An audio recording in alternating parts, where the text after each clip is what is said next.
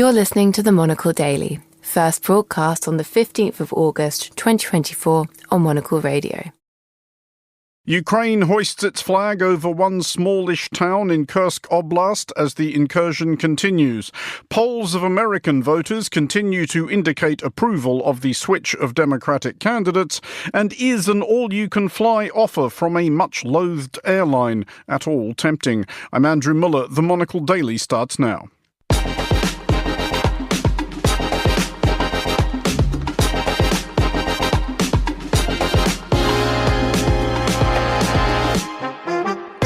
Hello and welcome to the Monocle Daily, coming to you from our studios here at Midori House in London. I'm Andrew Muller. My guests Marion Messmer and Andrew Thompson will discuss the day's big stories, and we'll hear from Monocle's Chris Chermak, who is in the historic American town of Annapolis, for our weekly letter.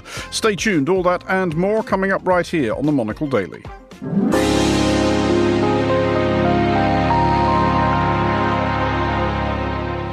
This is the Monocle Daily. I'm Andrew Muller, and I am joined today by Marion Messmer, Senior Research Fellow in International Security at Chatham House, and Andrew Thompson, Latin America Specialist and regular Latin news contributor. Hello to you both. Hello, hello. Hello. Andrew, first of all, you have been rowing. Please explain. Yes, at my advanced age, I've discovered a new hobby, which is to row a big boat called a Celtic longboat.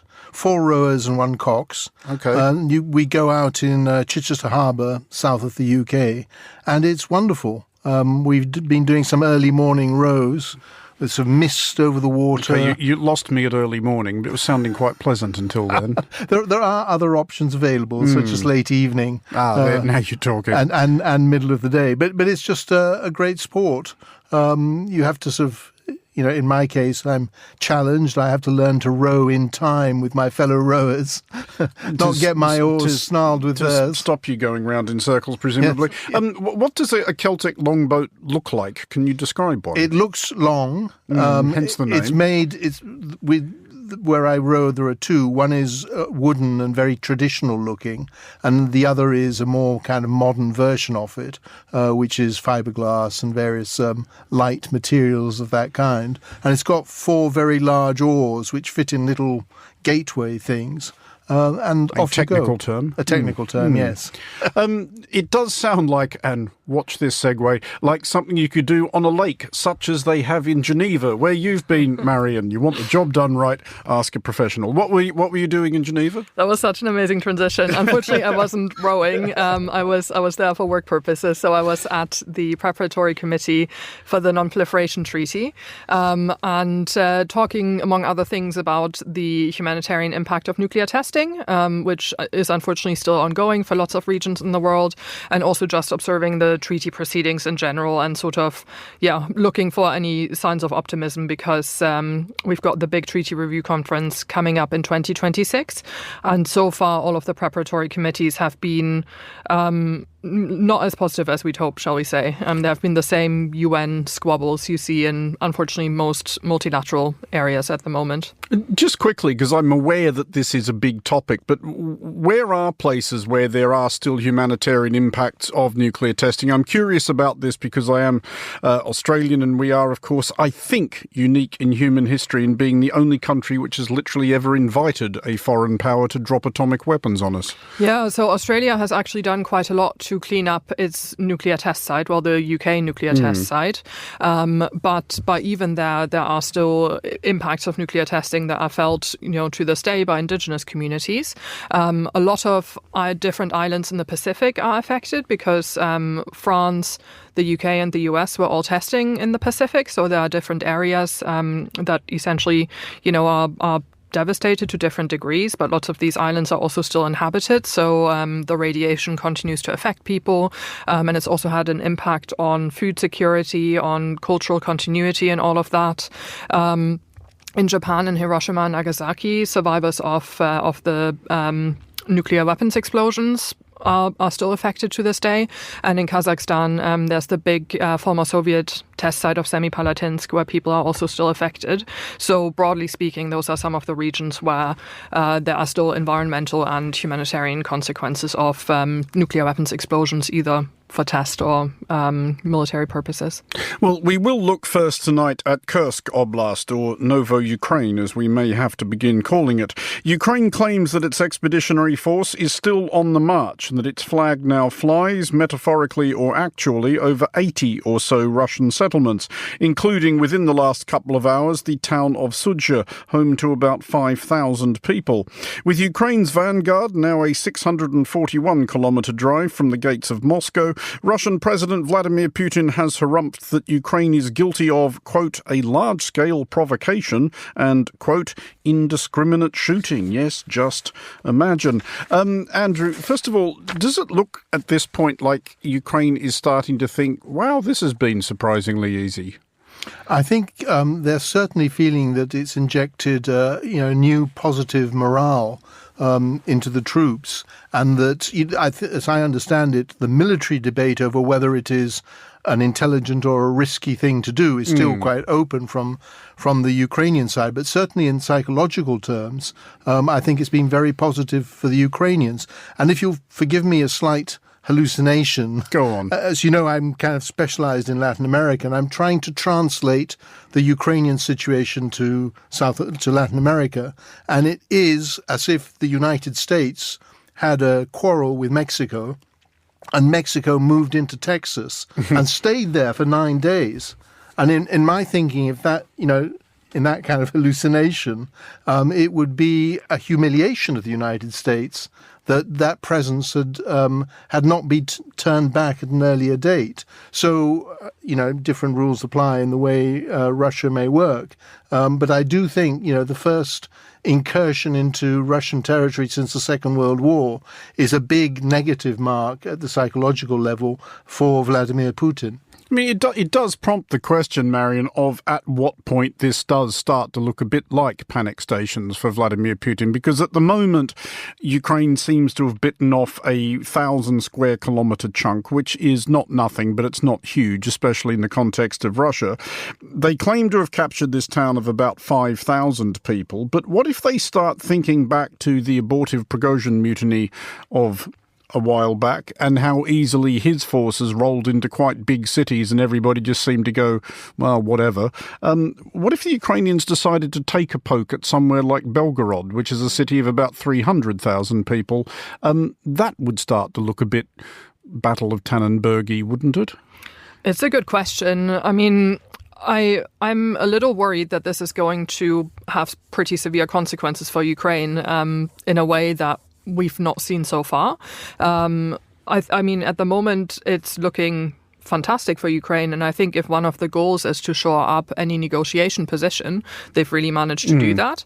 But I wouldn't underestimate to what extent Putin actually continues to have a hold over the media environment inside Russia. So with the exception of the people that have been evacuated, who are livid that they were notified so late and that they had to evacuate. And to be clear, it's not a small number of people. It's 100,000 people at least who will, of course, all have friends and relatives across Russia and social media platforms. This word will be getting out. Absolutely. And I think it's even also being covered in the Russian media. So it's not like the Kremlin is trying to hide this fact, but I think they are trying to spin the story quite a lot.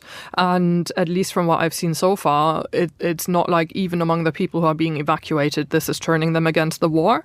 So I'm not sure how it's going to play out in the long term. But I expect that Ukraine is probably trying to force Putin's hand in terms of coming to the negotiation table. And at least for the time being, it looks like they are able to use this for leverage. Well, and they might be able to use it for other forms of leverage as well, Andrew. Ukraine's Commander-in-Chief, General Alexander Syrsky, is talking about setting up a command office in the occupied region, a sort of permanent structure to facilitate, as he puts it, the provision of law and order and indeed the provision of provisions to the local citizens.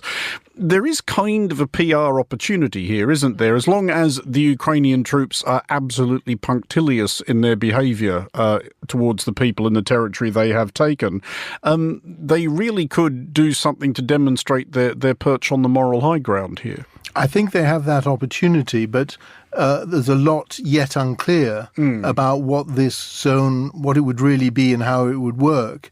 I've heard it described as a buffer zone. I've heard it described also as one of the objectives of the Ukrainians might be to capture large numbers of Russian soldiers, which would then go into the bank for future exchange, soldier exchange programs. So it's also, I would expect, difficult to run a kind of civilian administration giving out humanitarian assistance with two very large armies on either side seeking to get at each other. Just before we move off this one, Marion, and further on that thought, I mean, really, how much fun can Ukraine have with this? Should they maybe stage some sort of referendum in the territory they occupy, asking the citizens, would you prefer to be part of Ukraine or Russia? I mean, that would be quite fun and would have a nice parallelism to what Russia did. And also, you know, I mean, it seems at least so far in terms of creating humanitarian corridors and so on, they are acting much better than the Russian military did when in similar situations in Ukraine. But at the same time, I think this is going to become quite resource intensive for Ukraine and also quite a stretch. So while it would, of course, be fun to run a referendum of the sort, I'm not sure that should necessarily be a priority, because I think holding the territory, maybe expanding slightly further if they want to, but otherwise focusing on also the war that's still ongoing in eastern Ukraine, where Russia has actually been doing better recently, is probably more of a priority, I would think. Well, let's look now at the United States, which is now just 81 days from deciding whether or not it would be fun to reinstall in Earth's most powerful office a career conman and convicted criminal increasingly incapable of assembling a coherent sentence. Seeking to dissuade their fellow citizens from this course of action are the Democratic Party, who will convene for their convention in Chicago next week to endorse the recently redrafted ticket of Vice President Kamala Harris and her running mate Governor Tim Walz of Minnesota. Polling since President Joe Biden withdrew from the campaign has bounced significantly in the Democrats' favour, Ipsos now crediting Harris with a 4-point national lead over Trump. Marion, first of all, there was a certain amount of trepidation attending the switcheroo, rooted in the fact that if the Democrats are known for one thing, it is rancorous infighting to the detriment of the progress of the party as a whole. There has been surprisingly little of that.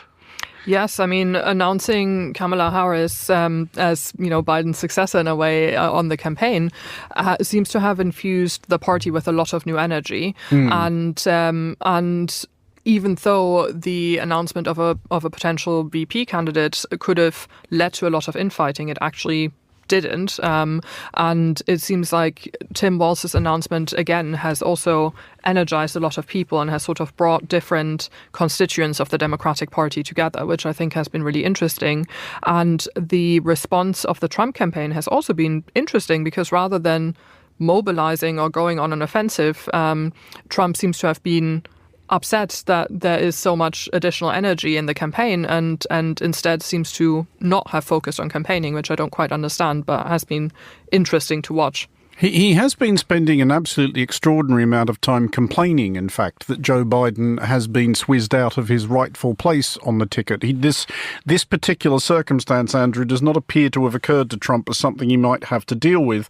But what do you expect from the DNC? Is it going to be more of what we've already seen, Harris and Walz basically trying to position themselves as the Captain Good Vibes ticket, while the Republicans sort of like seethe in paranoia and despair? Because, I mean, that has been weirdly Donald Trump's counterintuitive shtick now for 3 elections. He just keeps standing up and tells Americans this country is terrible and it's getting worse.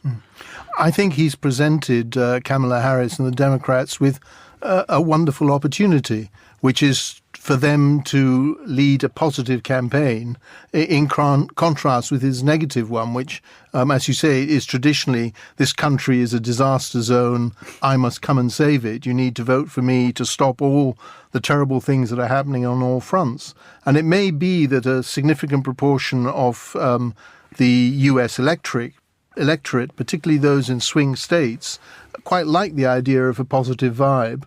and of feeling good about America, or however you want to describe it.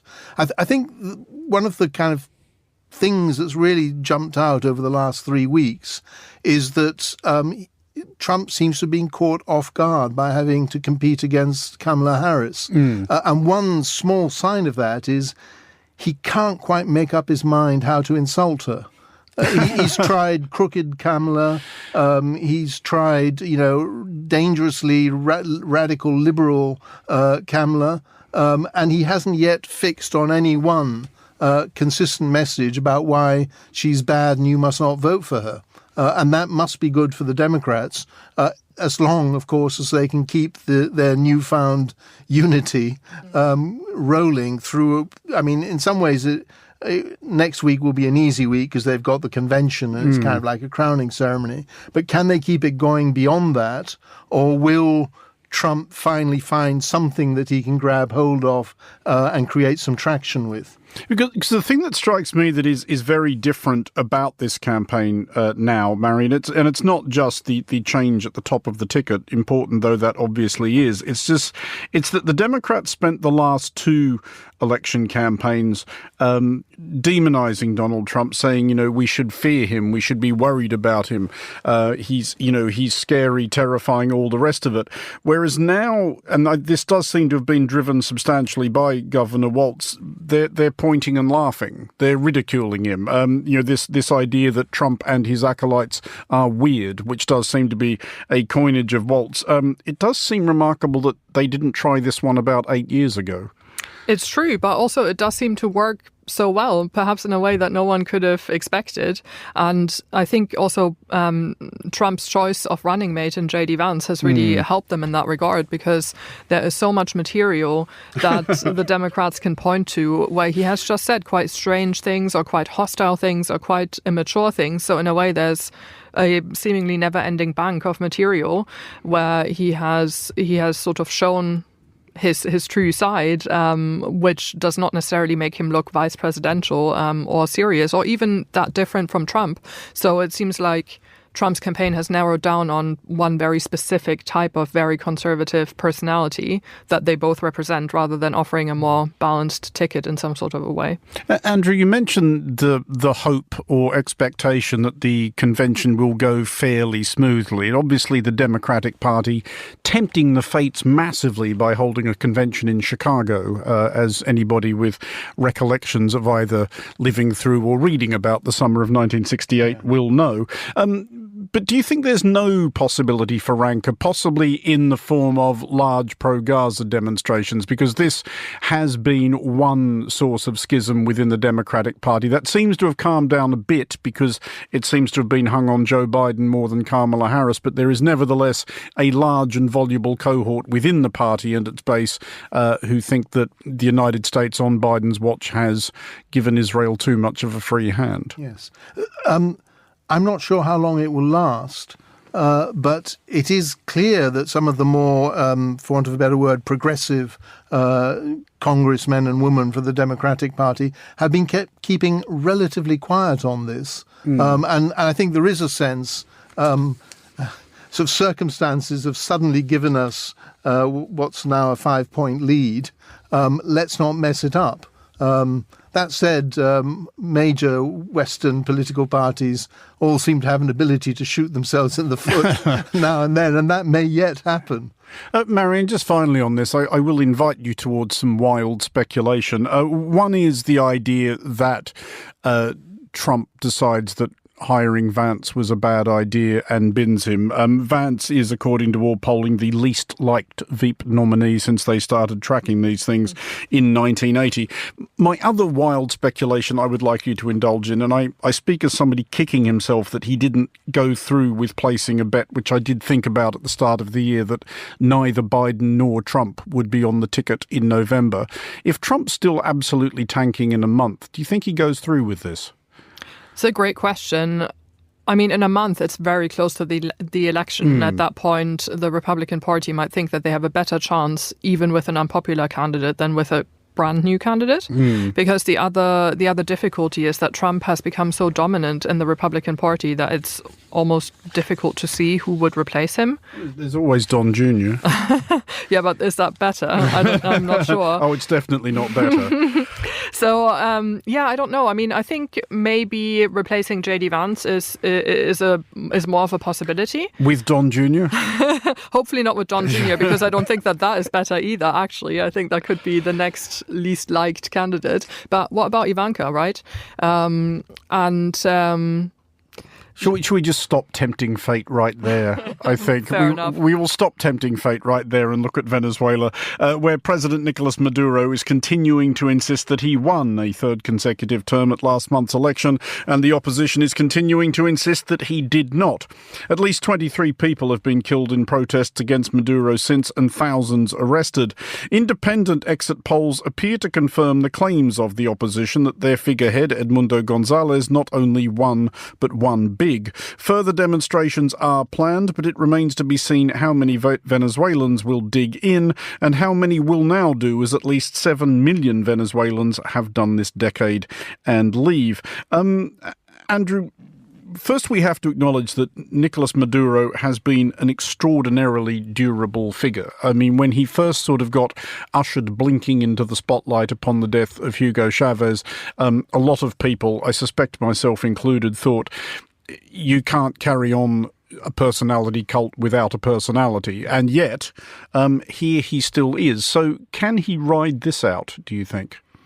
Yes, he can. That's not to say that he will. I think the depressing reality about Venezuela is that it's like Groundhog Day. Since Maduro took office in 2013, there's been a 3 or 4 year cycle, which is the opposition gains some strength, begins to make traction, and gets to a position that it might win through, and then the regime led by Maduro comes back, represses the population indiscriminately, tanks the economy, sends a couple of more million out into exile, and retains control of all the levers of state. Because it is a dictatorship.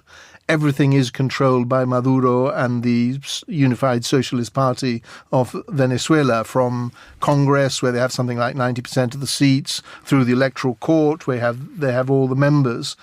So it is very difficult for the opposition to make headway. Not impossible. There is a chance that the opposition might get somewhere this time. It's certainly been more united than it has in the past. But the crude reality is that Maduro lost the election and won the vote. Won the count, I should say. Indeed. Marion, one of those Groundhog Day aspects is that thing where somebody else appears to have won the election, or at least has a very plausible claim that they are the rightful leader of the country. Other people recognise them. This happened with Juan Guaido a few years ago. It has happened with González now. The United States and various other countries have said that as far as we're concerned, he is the president-elect of Venezuela. Why doesn't that make a difference? Because that's fairly formidable pressure, especially when the United States joins in. Because it always depends on to what extent other states want to follow that up, I think. And especially given how many other crises there are around the world, I don't think that especially the United States has any appetite in pursuing this further or more intensively. And so then you're always down to seeing what else could happen to the government. And I think the reality is that there isn't much that can happen, unless there is some massive popular revolt within Venezuela, which it doesn't seem that likely, or it seems like he would be able to repress that quite easily. There don't seem to be that many levers that you could use. I mean, there have been declarations of loyalty in recent days, Andrew, from the Minister of Defence and the military generally. Is it ultimately up to them? Is that the opposition's only way through this, to try and win a plurality of the Venezuelan army over? And that's obviously playing a fairly dangerous game in itself. I think that for there to be real change in Venezuela, you need quite a few things to happen. There's not one single thing that'll do it. So you need the US sanctions to bite more than they've bitten so far. You need strong international diplomatic support for the democratic opposition. And you need crudely, some form of division or split in the armed forces, or split within the ruling cabal of around the dictator. And so far, we're not seeing evidence of that. That there are various possible divisions within the army between the top generals fighting in different groups, or perhaps even more possible, it's more of a horizontal division between soldiers who, like the rest of Venezuelans, are getting very, very low wages and finding it very difficult to make ends meet, and the officer corps. It's also true that Maduro has a very active military intelligence service, which is focused on putting down and detecting any military conspiracies. So for the moment, all the factors aren't there to force a change. They may yet emerge, although in probability terms, it's unfortunate, but it's likely that Maduro will last quite a bit longer. Well, on that happy thought, we will move along to a new promotion offered by a certain airline, who shall not be named in this introduction due to a combination of suspicion that getting free mentions in the media is the whole point of the exercise, and vindictive spite vis-à-vis the complete pig's breakfast they made of things on what will hopefully be the last time this broadcaster ever flies with them. The idea is that for an annual outlay of €499, you can fly wherever, whenever, and as often as you please for a year, give or take a flat fee of £9 per flight, plus charges for checked bags and so on, and the fact that the airline in question is continually ranked worst for delays and customer service, and recently had to be bullied by the Civil Aviation Authority into compensating inconvenienced passengers. All right, then it's Wizz Air. Marion, are you tempted by this? I, for one, I think would spend that much money every year to guarantee not getting on one of their planes. Well, so I don't think I've ever flown with them, right? So you're missing out. I've not had the bad experience that you describe. So just looking at the offer, I was thinking if they serviced any routes that I was using regularly, it does seem very attractive. But I think on the other hand, one also has to wonder why they're making this offer. And I was also thinking of the Pret subscription thing, which started out being very affordable and very attractive, and then over time has changed in a way where fewer and fewer people want to use it. I mean, still a difference whether you're paying, like, I don't know what it is, like £25 a month for coffee or £500 a year for flights. But it's one of those deals where I could imagine they have an attractive starting offer and then it quickly becomes less good the longer you're with them. Because what would concern me about it, Andrew, is I would worry that even if this was with an airline that I personally found interacting with at all tolerable, you would sort of end up feeling obliged. One analysis of this program suggests that you would need to make 18 return flights in a year to make it worth it, which, if you think that's 18 weekends, you have to sort of like steel yourself, get to Luton Airport or wherever you're flying from, go there. I would worry that there would just be times I would just find myself thinking, I don't actually want to do anything this weekend. However, because I have this thing that I have spent money on, I feel obliged to go to Kazakhstan. I like the model, but not the particular example. So for example, I once went to a lecture by an energy specialist who said that once we bring alternative, renewable energy on stream enough with, wind farms across the world and so on, the price of electricity could be zero. Every house could just have, an electric supply and use it, cut their costs on other things. So that kind of side of it, or the Pret model that you were talking about, that looks good. But then when you start reading the small type of the announcement that's being made, I should say I've never flown Wizz Air. Once you start reading the small type, I said you have to put in your which airport you plan to operate from, and some airports are no longer available. So I kind of thought, if this is an airline that has got difficulties with actually arriving places on time, the whole administration of this subscription model is going to be full of possible, gremlins and problems. And maybe you should only do subscription models with things that are very simple and that you really, really like. And are very reliable. My own experience of them, Andrew, would counsel against over-investing in their reliability. It wasn't so much that, though, as the fact that the correspondence I had to undertake in order to get a receipt for my seat booking charge, I think if bound in a single volume, would outweigh the correspondence between W.B. Yeats and Maud Gonne. Marion, is there anything along these lines that would tempt you, do you think? You mean for flights specifically? Yeah. Well, I think if it was, for example, my home airport in Germany, I'm not going home 18 times a year, but if it's like £500 for the year, then if I was to go home 2 or 3 times, it would basically be the same cost or slightly cheaper than I would normally pay for those flights. So that would be worth it to me. Or if it would be a location that I go to a lot for work. But I don't know. I mean, I think generally I always try to fly less because of climate change implications anyway. So I'm not sure how ethical such flight subscription models are in the first place, especially given that low-cost airlines are part of the problem, that more people are flying and flying for weekend trips and that sort of thing. Would that concern you, that aspect of it, Andrew? Yes, I think it would. I actually do fly a lot less than I used to, but that I must say is not because I'm taking a principled position, but because I've got few less need to travel, and I've enjoyed doing it less because the whole airport queuing, getting on the plane experience is not a terribly nice one. And in a sense, that would turn me against the subscription model as well. See, this, just in closing, is how I square my own conscience vis-à-vis reasonably frequent air travel and climate concerns, is that I'm always aware that on the one hand, I am possibly contributing to climate change. On the other, I'm hating absolutely every second of it. Marion Messmer and Andrew Thompson, thank you both for joining us. Finally, on today's Daily, our weekly letter is from the historic American town of Annapolis, a holiday-making spot on the Chesapeake Bay, in Maryland, about 45 minutes from Washington, D.C. Monocle's Chris Chermak is a regular visitor and occasional resident of Annapolis, and he's been wrestling with exactly what kind of city he would like it to be. There are cities around the world that are for work, and there are cities for play. Similarly, there are commuter towns ideal for living and going to work in the big city, and then there are towns you try to make into a commuter town, but really are better off left to the locals and holidaymakers.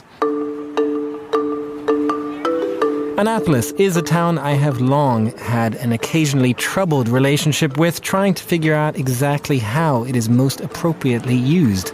Annapolis markets itself as the sailing capital of the United States, a community of wonderful seafood and sailboats and marinas, home to the U.S. Naval Academy, which means if you're lucky enough to be there on an evening of a Navy party, you can be transported back in time. Men and women walking down the historic Main Street and harbor in sailing uniforms, their partners in full-length ball-gown dresses. Annapolis was once, for a brief moment, the capital of the United States from 1783 to 1784, just after the War of Independence. It is now the capital of the state of Maryland.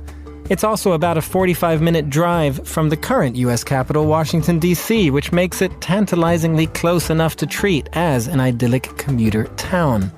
The only problem is there's no regular public transport option, as in there is literally no train, because, well, this is the United States and our train network stinks.